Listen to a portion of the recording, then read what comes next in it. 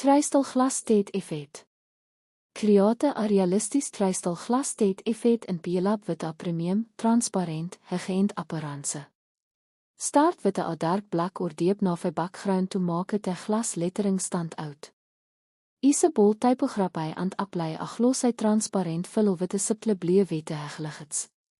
Add a bright white stroke around the letters, then use a inner shadow and soft outer glow to create a realistic glass depth.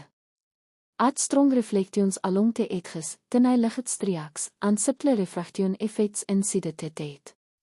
Use a blur caravelle around the highlights to make the surface feel polished and smooth.